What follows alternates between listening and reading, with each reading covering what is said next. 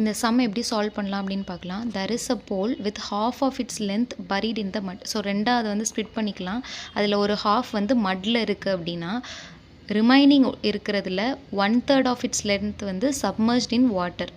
So மேலே இருக்கக்கூடியது 2/3 1/3 நம்ம ஸ்ப்ளிட் பண்ணிக்கலாம். ஸோ 1/3 வந்து வாட்டரில் இருக்குது அப்படின்னா ரிமைனிங் இருக்கக்கூடிய 2/3 வந்து என்னென்னு சொல்லிட்டாங்கன்னா 9 feet அப்படிங்கிறது சொல்லியிருக்காங்க. அது வந்து அபவ் த வாட்டர். ஸோ அப்போ அந்த 2/3 வந்து 9 feet. இப்போ டோட்டல் லென்த் ஆஃப் த போல் என்ன அப்படின்னு சொல்லி கேட்டிருக்காங்க. ஸோ இப்போ நம்மளுக்கு தெரியாத லென்த் தான் ஃபைண்ட் அவுட் பண்ணணும். ஸோ அதை வந்து எக்ஸ்ன்னு வச்சுக்கலாம். So let the pole length be X.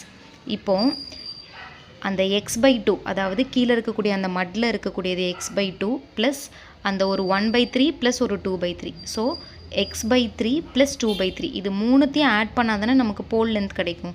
So அதனால் என்ன பண்ணுறாங்கன்னா x/2 ப்ளஸ் x/3 அந்த 2/3 வேல்யூ என்ன கொடுத்துட்டாங்கன்னா 9 feetங்கிறது கொடுத்துட்டாங்க. ஸோ அது எல்லாத்தையுமே ஆட் பண்ணோன்னா நமக்கு அந்த டோட்டல் லென்த் வந்து கிடச்சிரும். ஸோ அப்போ என்ன பண்ணியிருக்கோம் x/2 plus x/3 minus X LCM எடுக்கிறோம். அப்போ 6 வரும். அப்போது ஃபஸ்ட்டு இது 3x ஆயிரும், செகண்ட் இது 2x ஆயிரும், அப்புறம் மைனஸ் 6x ஆயிரும். அதுக்கப்புறம் 6 அந்த சைட் கொண்டு போகிறோம். ஸோ அப்போ என்ன வரும் அப்படின்னா 54 அப்படின்னு நமக்கு கிடைக்கும். இதில் மைனஸ் மைனஸ் வந்து கேன்சல் ஆயிரும். அப்போது x is equal to 54 feet அப்படிங்கிறது நமக்கு ஆன்சராக கிடைக்கும். ஸோ இதுதான் அந்த டோட்டல் போல் லென்த்தோட வேல்யூ.